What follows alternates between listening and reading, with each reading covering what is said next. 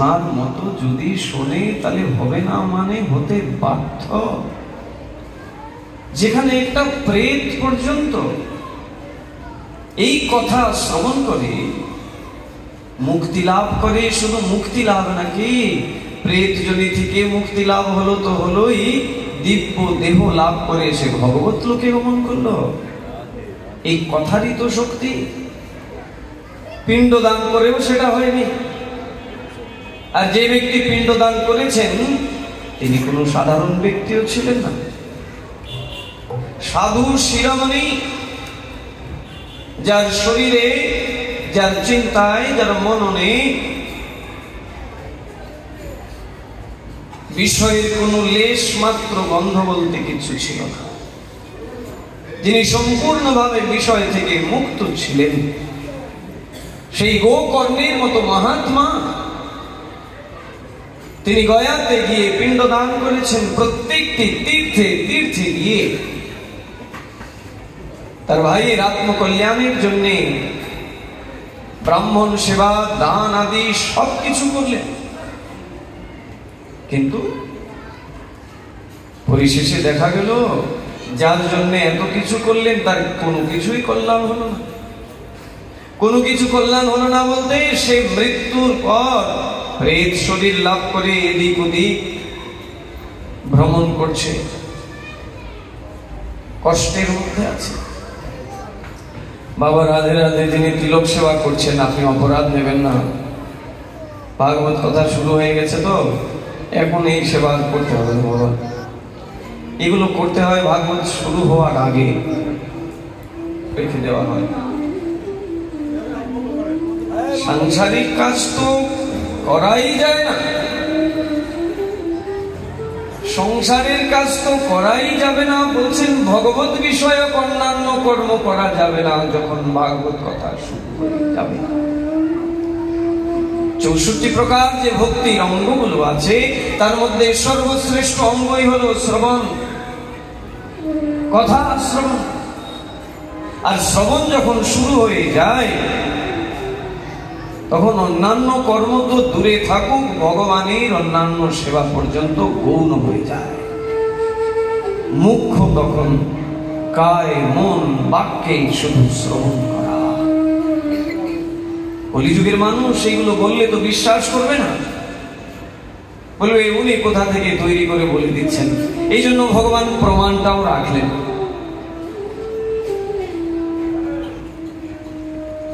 কারণ কলিযুগের মানুষ প্রমাণ ছাড়া বিশ্বাস করে না, প্রমাণকেও কাল্পনিক বলে মনে হয় তার কাছে। প্রমাণ রেখে গেছেন ভগবান, তথাপি প্রমাণকেও কাল্পনিক মনে করে। কেমন কলিযুগের মানুষ! আর যদি প্রমাণই না থাকতো তাহলে তো বিশ্বাস করার প্রশ্নই ওঠে না। তাই ভগবান প্রমাণ করে দেখালেন, এই দেখুন বাবা চলছে তার কাজ।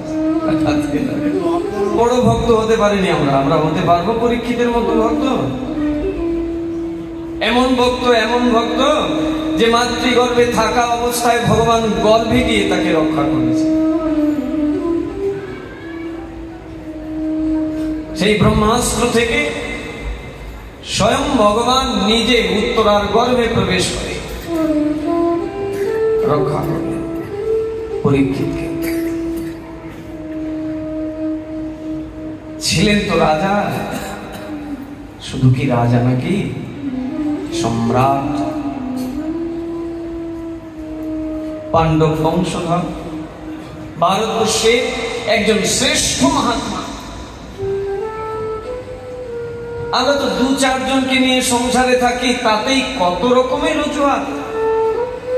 বলে মহারাজ আমাদেরও তো ইচ্ছা করে ভগবানের সেবা করব, কিন্তু সময় পাই না। 4-5 জনকে নিয়ে আছি সংসারে, তাতেই সময় পাই না। আর রাজার রাজা সম্রাট পরীক্ষিত মহারাজ পুরো ভারতবর্ষকে শাসন করে, সম্রাট তিনি। তার ব্যস্ততার পরিধি কত বিশাল, কিন্তু ভাগবতে তার কথাকে এই জন্যই বিশেষভাবে বলা হলো কারণ তিনি এমন এক ভক্ত ছিলেন না তো প্রজারা কোনোভাবে অভিযোগ করতে পারবে। প্রজাদের যখন যা কিছু প্রয়োজন সবকিছু তিনি সময় মতো দিয়েছেন, এবং আত্মকল্যাণের জন্য তার উপাস্য দেবতার যে উপাসনা, সেবা আদি নিজের হাতে করেছেন। ওই বছরে একদিন, 6 মাসে 2 দিন, 3 মাসে 1 দিন, এমন না, 365 দিন রাজা নিজের হাতে সেবা করতেন। শ্রী ভগবানকে গাত্রোত্থান করে মঙ্গলারতি থেকে শুরু করে রাত্রে শয়নে যাওয়া পর্যন্ত প্রতি প্রহরে প্রহরে ভগবানের যে সেবা, অষ্টকালীন সেবা, প্রত্যেকটি সেবা রাজা নিজের হাতে করেছে। এত সময় পেল কোথায়? যার এত বড় জগৎকে দেখতে হয়, সমস্ত প্রজাদের সুখে দুঃখে পাশে থাকতে হয়, তিনি কেমন করে এত সময় বের করতে পারলেন? কারণ তিনি যে উপলব্ধি করেছেন তার এবং ভগবানের সাথে সম্পর্কটা কি। তিনি এবং ভগবান যে নিত্য আর জগৎ যে অনিত্য, সেটা তিনি অনুভব করেছেন। তো তাই তার কাছে সময় সময় ছিল। এহেন ভক্ত রাজা পরীক্ষিতের জীবনে আবার এক সময় অভিশাপ হয়ে গেল। কি আশ্চর্যের বিষয়! যিনি সারাটা জীবন ভগবানের সেবা করলেন, সাধু মহাত্মাদের সেবায় যার জীবনের একমাত্র ব্রত ছিল, সেই রাজার রাজা সম্রাট পরীক্ষিত মহারাজকে অভিশাপ পেতে হলো এমনই এক মহাত্মার কাছ থেকে। মৃত্যু হয়ে যাবে, 7 দিনের পরেই তার মৃত্যু হয়ে যাবে। তিনি আর কেবল 7 দিন থাকতে পারবেন। 7 দিন পরে মৃত্যু হয়ে যাবে। তক্ষক দংশন করবে তাকে। অভিশাপ প্রাপ্ত হয়েছেন শ্রমিক মুনির পুত্র শৃঙ্গী মুনির কাছ থেকে। বিন্দু মাত্র বিচলিত হলেন না। যখন খবর পেলেন, প্রজাবৃন্দরা এসে বললেন সমস্ত বৃত্তান্ত, যে জানো রাজা, মুনি তোমায় অভিশাপ দিয়েছেন, 7 দিন পর তোমার মৃত্যু হয়ে যাবে তক্ষক দংশনে। বিন্দু বিসর্গ বিচলিত হলেন না, স্বীকার করে নিলেন। কারণ তিনি জানেন জন্ম হয়েছে যার, মৃত্যু অবশ্যম্ভাব। এটা তো কেউ রোধ করতে পারবে না। সে যত টাকারই মালিক হোক, যাই প্রতিপত্তি থাকুক, ঐশ্বর্য থাকুক, বড় বড় মহলে তার পরিচিতি থাকুক, কিন্তু না, সময় হলে যেতেই হবে। এটা তো একদম অবধারিত। তো রাজা তো জানে যে মৃত্যু তো হবেই হবে। তবে রাজার আনন্দ এক জায়গায়, যে আমি তো অন্তত মৃত্যুর আগে খবর পেয়েছি যে আমি 7 দিন পরে মরে যাব। 7 দিন তো ভোজন করার সুযোগ পেয়েছি। সেই রাজার রাজা সম্রাট পরীক্ষিত মহারাজ আর এক বিন্দু কাল নষ্ট করলেন না। হাস্যবদনে সংসার পরিত্যাগ করে, রাজকার্য পরিত্যাগ করে একাএকি ছুটে আসলেন শ্রী হরিদ্বার, শুকরতল, শ্রী গঙ্গার নিকটে। শ্রীমতী গঙ্গার নিকটে তার জীবদ্দশার শেষ 7 দিন অতিবাহিত করলেন শ্রেষ্ঠ সাধনা। কিন্তু সেই শ্রেষ্ঠ সাধনাটা কি, এটা তিনি জানেন না। জীবনের শেষ 7 দিন তিনি অতিবাহিত করতে চান সর্বশ্রেষ্ঠ সাধনা করে। কিন্তু সেই সাধনাটা কি, সেটা তো রাজা জানে না। তাই বলে রাজা যাকে তাকে জিজ্ঞাসাও করে না।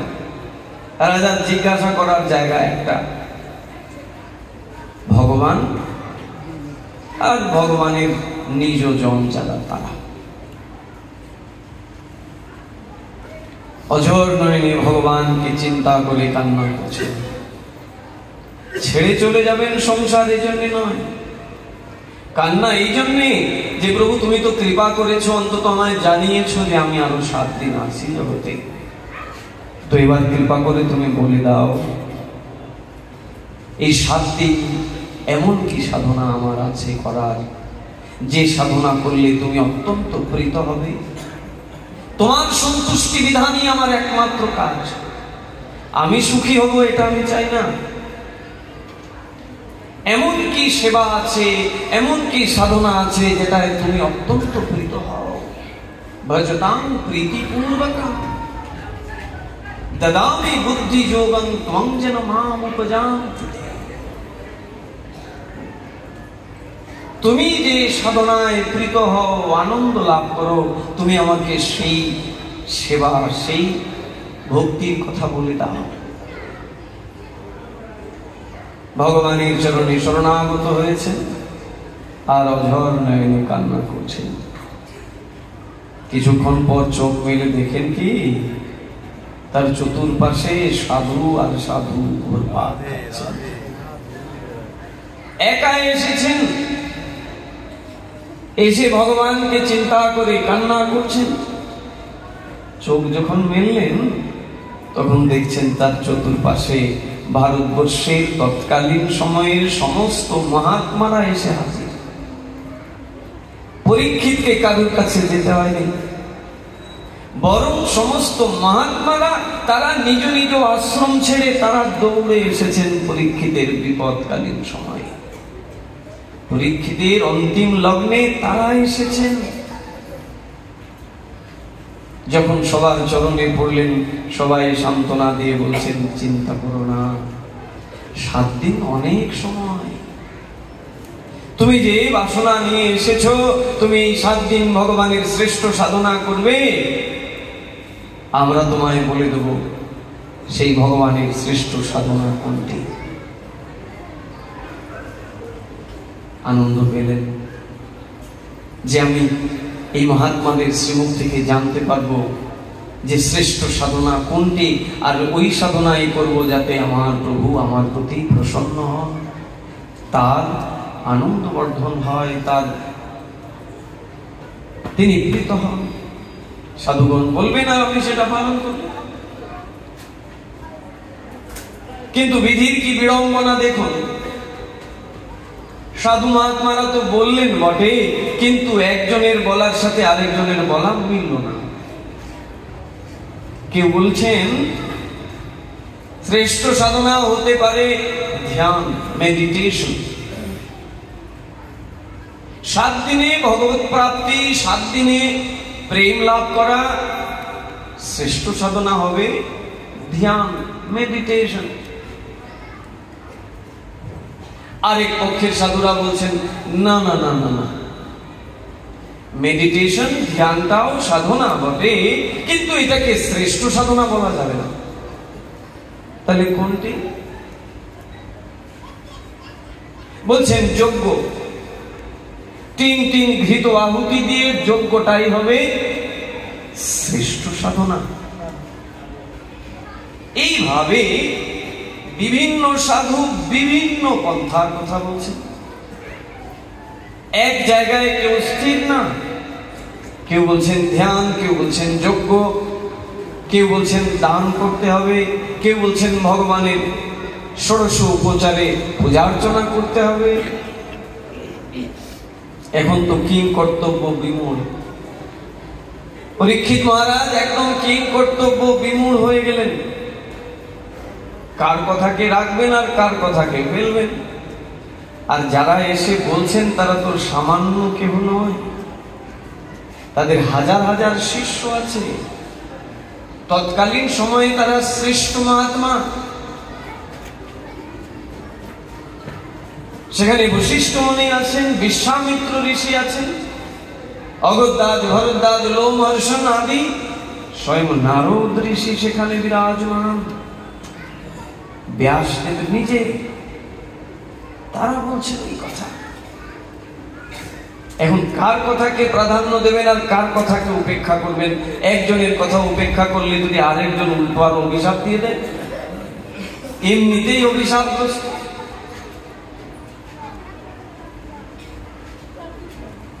ষড়ঙ্গ শরণাগতি,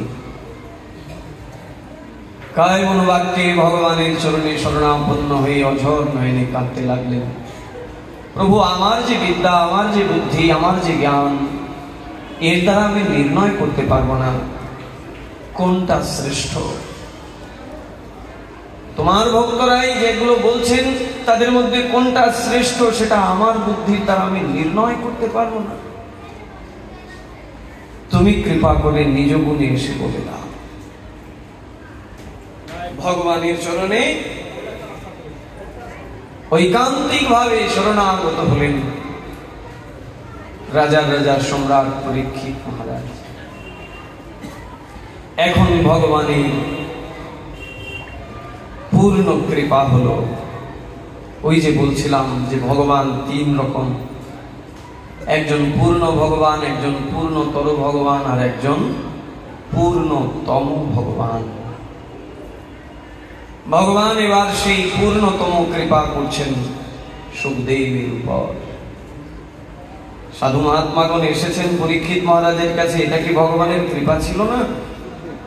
ভগবানের কৃপা ছাড়া কি সাধুসঙ্গ হয়ে যায়? জোর করে কি কেউ সাধুসঙ্গ করতে পারবে? এই যে আমি আপনাদের মতো উন্নত অধিকারী এই রকমের সাধুদের সঙ্গ করছি, এটা কি ভগবানের কৃপা নহে আমার প্রতি? ভগবানের কৃপা না থাকলে কি আপনাদের মতো ভক্তদের চরণে আসবার সৌভাগ্য হতো আমার? এটাই তো ভগবানের কৃপা। পরীক্ষিত মহারাজের সম্মুখে যে মহাত্মাগণ এসেছেন, এটা তো ভগবানের বিশেষ কৃপা, কিন্তু পূর্ণতম কৃপা নয়।